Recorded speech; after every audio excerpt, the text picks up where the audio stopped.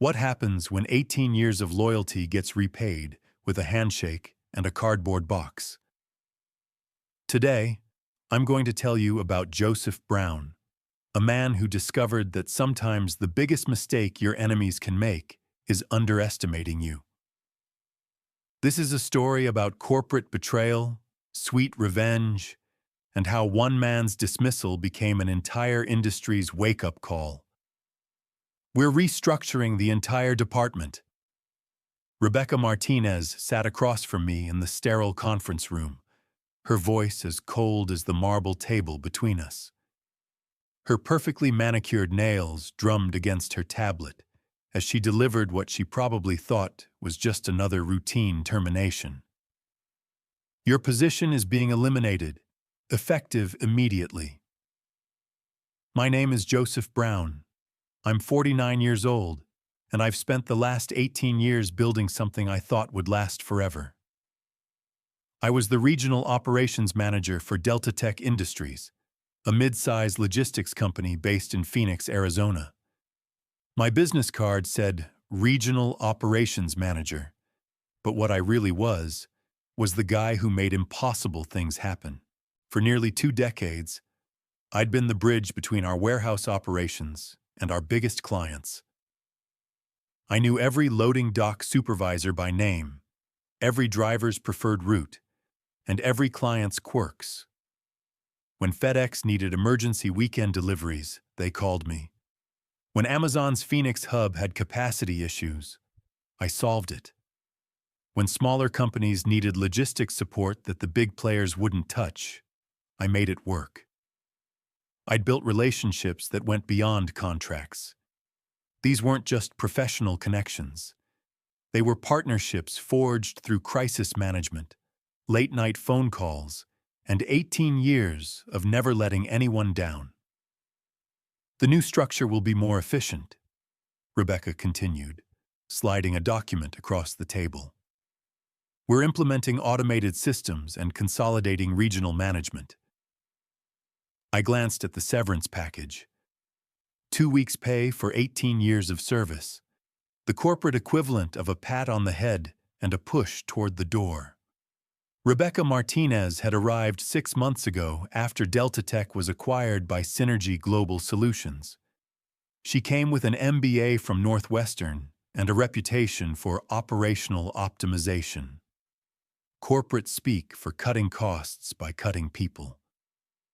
She'd spent her first months analyzing spreadsheets and conducting efficiency audits, looking for what she called redundancies.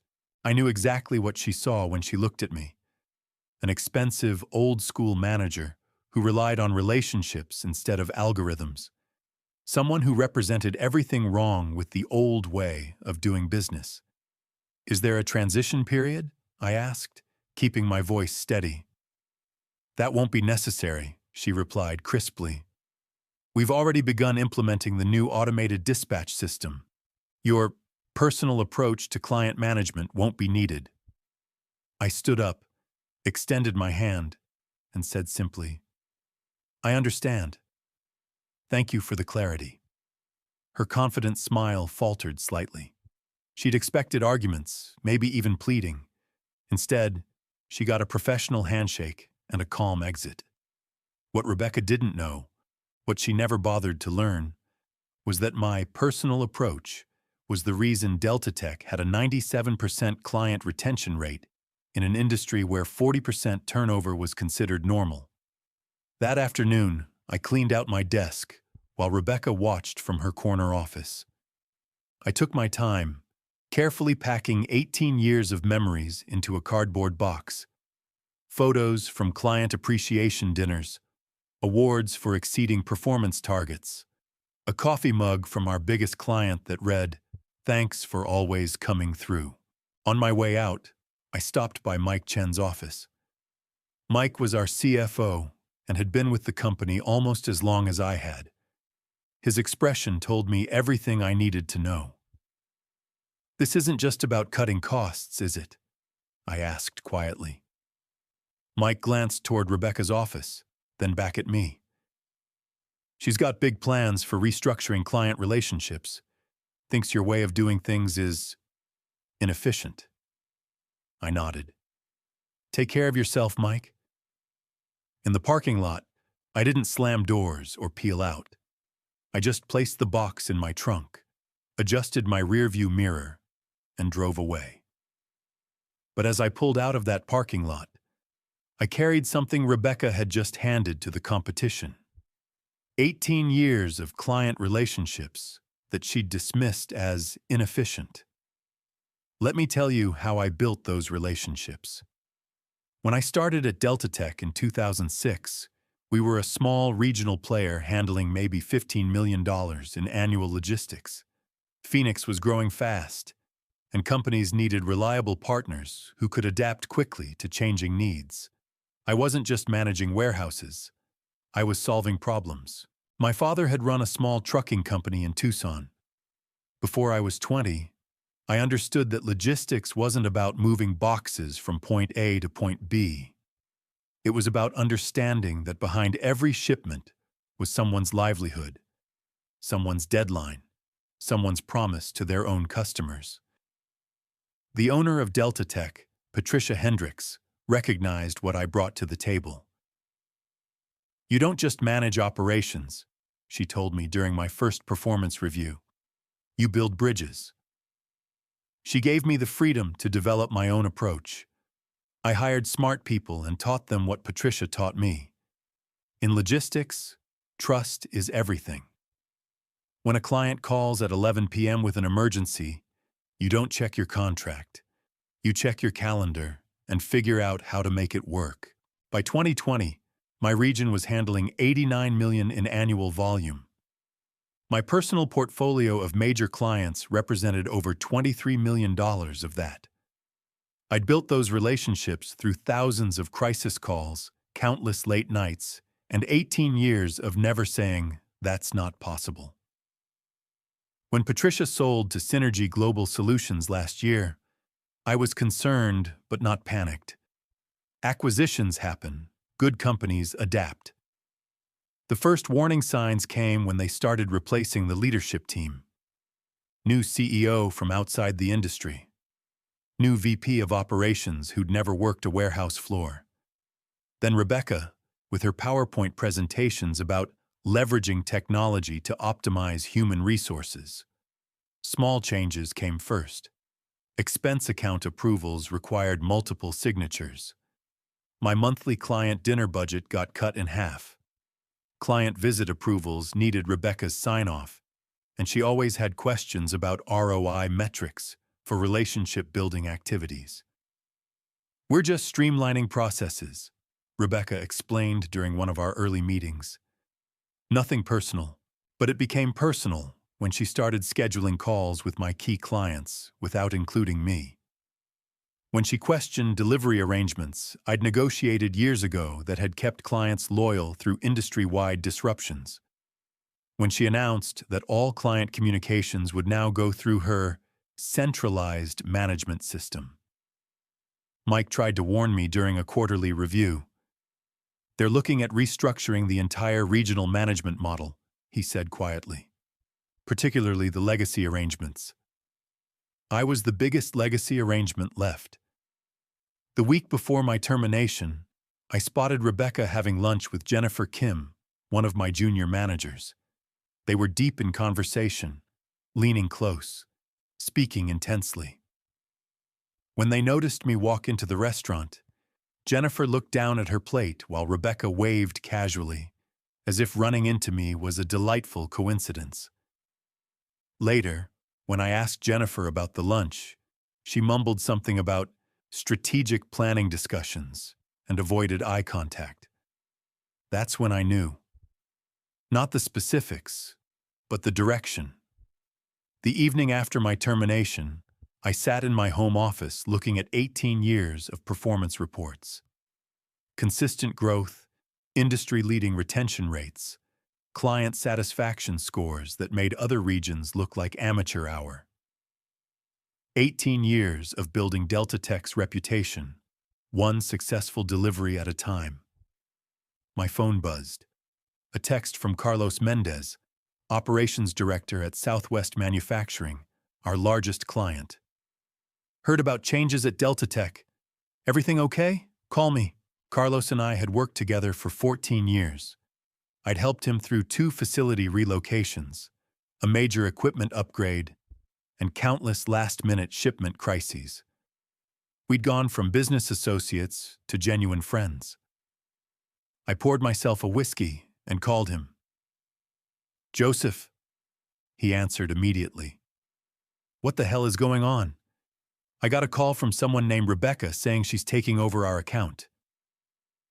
"That would be Rebecca Martinez, our new regional director," I replied, keeping my voice neutral. She started talking about implementing new efficiency protocols and updating our service agreements. We've had the same arrangement for 8 years, and it works perfectly. I took a slow sip, letting the silence stretch. "Joseph," Carlos's voice dropped, "are you staying?" In that moment, everything became clear. My value wasn't in my title or my salary. It was in 18 years of trust. 18 years of making the impossible possible. 18 years of relationships that could walk out the door with me. "I'm exploring my options," I said carefully. "Well, explore this," Carlos replied. "If you land somewhere else, call me before I have to deal with someone who's going to optimize our relationship." After hanging up, I opened my laptop and started researching Pinnacle Logistics Group. I'd met their CEO, David Walsh, at an industry conference last year. He'd mentioned they were looking to expand into the Phoenix market. I didn't send an email immediately. I just drafted one and saved it. The next morning brought calls from 3 more major clients, all expressing concerns about the sudden changes, all asking the same question: "Where are you going next?" Rebecca was already reaching out, already implementing changes, already disrupting relationships she didn't understand. I drove to the Delta Tech office one last time to return my company phone and laptop.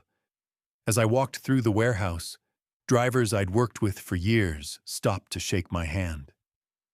Warehouse supervisors who'd started as temporary workers and built careers under my guidance wished me luck. "This place won't be the same without you, Mr. Brown," said Maria Santos, our longest-serving warehouse supervisor. "You always had our backs." That afternoon, I called David Walsh at Pinnacle Logistics. "Joseph, I was just thinking about you," he said. "I heard through the grapevine that there were changes at Delta Tech. Any truth to that?" "I'm available for new opportunities," I replied. "Can you be here tomorrow? I think we need to talk." The next day, I met with David at Pinnacle's headquarters in Scottsdale. His offer was everything I'd hoped for: Senior Vice President of Regional Operations, full autonomy to build my own division, and a compensation package that reflected my actual value. "We want your expertise, Joseph," David explained. "You understand this market better than anyone. We don't need to reinvent the wheel. We need someone who knows how to make it roll." Before I could accept, I called Rebecca to discuss my transition plan. "I'd like to stay for 2 weeks to ensure a smooth handoff of my client relationships," I offered. "These accounts are complex, and there are nuances that—" "That won't be necessary," she interrupted. "Jennifer Kim will be handling the transition. We've already updated all the client files in our system. Rebecca, these relationships took years to build. There are specific protocols, personal connections, and we have comprehensive data on all client interactions," she cut me off. "Frankly, your approach was rather old-fashioned. We're implementing a more systematic, data-driven client management strategy." I could have argued, but what was the point? She'd made her decision about me the moment she walked through the door. "I'll have my final report submitted by end of week," I said. "Please return all company property immediately. Jennifer will handle any client questions." 3 days later, I was having lunch with Carlos from Southwest Manufacturing He looked frustrated. Your replacement sent me a client satisfaction audit with 67 questions, he said. Then she scheduled a strategic alignment meeting to discuss our operational optimization opportunities. I kept my expression neutral. How did that go? I don't need optimization. I need someone who understands that when I call at 7 a.m. because a shipment is missing, they fix it instead of explaining their new tracking system. Carlos slid his business card across the table. Where did you land? Pinnacle Logistics. I start Monday. Interesting. They've been trying to get our overflow business for years. He paused. Call me when you're settled. That weekend, I received a certified letter from Delta Tech's legal department. It reminded me of my non-compete obligations and specifically warned against improper solicitation of Delta Tech clients. The letter listed every major account I'd managed. Monday morning, I started at Pinnacle with a revelation from David Walsh. We've been trying to break into Delta Tech's market for 5 years, he admitted. Their client retention rate is legendary in the industry. What's their secret? I almost laughed. Their secret is sitting right here, or rather, was sitting at Delta Tech until last week. David leaned forward. Explain. It's not complicated.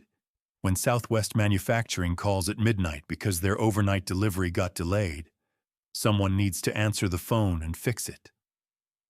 When a client's warehouse floods and they need emergency storage, someone needs to make it happen.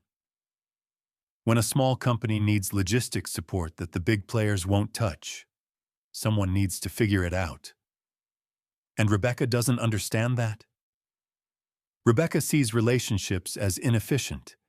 She wants automated systems and centralized management. She thinks 18 years of trust can be replaced with better software.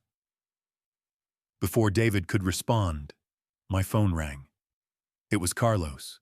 Joseph, we need to talk. Rebecca just informed us that Delta Tech is implementing a 15% price increase across all accounts, effective immediately. She says it's a market alignment adjustment. I wasn't surprised. When? Next month. She says it's non-negotiable and part of their new value-based pricing strategy. After hanging up, I explained the situation to David. So she pushed you out to implement aggressive price increases, he said. She saw your relationships as barriers to higher profits. Exactly. With me gone, she could change terms, raise prices, and implement new systems without anyone advocating for the clients. David smiled. How fast can you put together a proposal for Southwest Manufacturing? 2 weeks later, I was sitting in Carlos's office presenting Pinnacle's logistics solution. Not only could we match his current pricing, but we could offer value-added services that Delta Tech had never provided. This is exactly what we need, Carlos said after reviewing the proposal. When can you start? Immediately. Southwest Manufacturing's contract was worth $4.8 million annually. It was the kind of win that gets noticed throughout the industry. The same day Carlos signed with Pinnacle, I received an email from Mike Chen. It contained a single line. Rebecca just called an emergency meeting about client retention. I didn't reply. Over the next month, 3 more major clients followed. Each had similar stories: unexpected price increases, rigid new policies, impersonal service. Rebecca's systematic approach was systematically alienating the clients I'd spent years cultivating. Then my phone rang with a call from Rebecca herself. We need to talk, she said, her usual confidence replaced with barely controlled panic. I agreed to meet at a coffee shop downtown. Rebecca arrived early, already nursing a latte and checking her phone frantically. This has to stop, she said the moment I sat down. What exactly? You know what? poaching our clients. I stirred my coffee slowly. I haven't solicited a single Delta Tech client. 5 major accounts have left in 6 weeks. All mentioned you by name. Clients make their own decisions, Rebecca. I'm not responsible for their choices. She leaned forward. We can make this easy or hard, Joseph.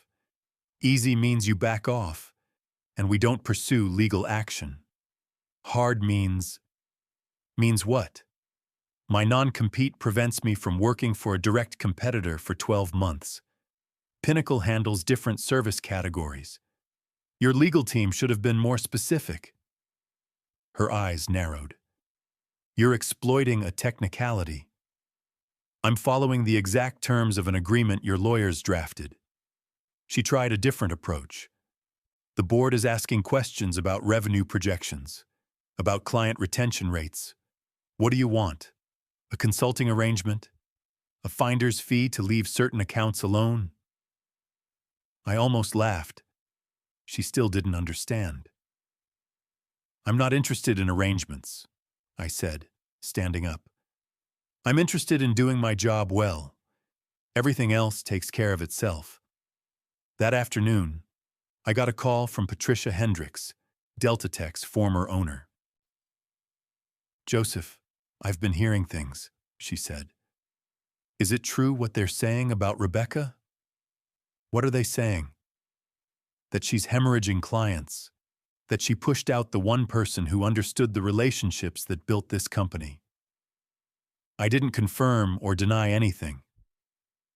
How are you doing, Patricia? I'm fine, but I'm hearing that some of the best people are updating their resumes. That's not the company I built. The next week, Mike Chen called me directly. I'm giving my notice, he said without preamble. I can't watch this anymore. Where are you going? I got an offer from Pinnacle. David Walsh said you recommended me. I had. Mike was good people, and David had been looking for an experienced CFO. Rebecca's been asking about you, Mike continued. She wants to know if there's any way to get you back. What did you tell her? I told her that bridge was burned the day she decided your relationships were inefficient. 6 months after joining Pinnacle, I was reviewing our quarterly numbers with David.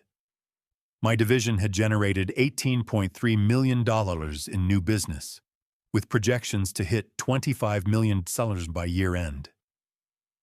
7 of my former top 10 Delta Tech clients had moved their business to Pinnacle. The board just approved your expansion plan, David announced. Additional staff, bigger budget, everything you requested.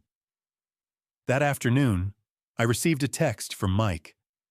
Delta Tech earnings call in 20 minutes. Thought you'd want to listen. I dialed in to hear Rebecca's boss, Synergy Global's CEO, address investors. While we anticipated some transition challenges following our operational restructuring, client retention has been below expectations. We're seeing higher than projected attrition in our Phoenix regional market. An analyst interrupted. Can you quantify that attrition? We're seeing estimates that Delta Tech has lost nearly 30% of its regional revenue. Those numbers are, we're implementing an aggressive client retention strategy. Is it accurate that Southwest Manufacturing, your largest regional client, recently signed with Pinnacle Logistics? The pause was telling. We're in ongoing discussions with all our key accounts. After the call, I found an email from Jennifer Kim, the manager Rebecca had promoted to replace me. The subject line read, "Any openings at Pinnacle?" That evening, an industry newsletter broke the story. Delta Tech struggles after client exodus. The article specifically mentioned my move to Pinnacle and the subsequent client migration. It quoted an unnamed former Delta Tech employee saying the company had fundamentally misunderstood what made them successful. A year to the day after Rebecca told me I was being eliminated, I sat in my expanded office at Pinnacle reviewing annual numbers. My division had generated $31.2 million in revenue, exceeding even my ambitious projections. My team had grown from 3 people to 15, and David had offered me a seat on the board. My assistant buzzed. "There's a Rebecca Martinez here to see you. No appointment." I paused, then nodded. "Send her in." Rebecca looked different, less polished, more tired. Her confident demeanor had been replaced by something that looked almost like desperation. "Thank you for seeing me," she said, remaining standing even after I gestured to a chair. "What can I do for you?" "I'm with Sterling Business Solutions now, management consulting. I wanted to discuss your approach to client retention for a case study I'm developing." I almost laughed at the irony. "I think you already know my approach." She nodded stiffly. "I made some miscalculations at Delta Tech. The industry is talking about how the situation unfolded." "What situation?" "How you built a successful division while your former company struggled. That's a powerful case study." Rebecca hadn't come for a case study. She'd come for absolution, or maybe just to understand what went wrong. "I appreciate your interest," I said, standing up, "but I'm fully booked these days." After she left, I looked out my office window at the Phoenix skyline. Companies were growing, new developments were going up, and logistics needs were expanding. There was more work than ever for people who understood that behind every shipment was someone's promise. That evening, I called my daughter Sarah, who just started her own consulting firm. "How's business, Dad?" she asked. "Good," I replied. "Building something that'll last." And I was.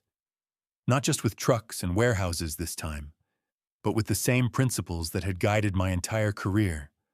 Show up, solve problems, keep your promises, and remember that business is built on trust. In the end, Rebecca had given me an unexpected gift. She'd forced me to prove to myself, and to everyone watching, exactly what 18 years of trust was really worth. The moral of this story? Sometimes the biggest mistake your competition can make is underestimating you, and sometimes the best revenge is simply being undeniably good at what you do. That's the story of Joseph Brown, a man who discovered that when you build something real, something based on genuine relationships and trust, it doesn't disappear when you leave. It follows you. And sometimes, that's the most powerful form of justice there is.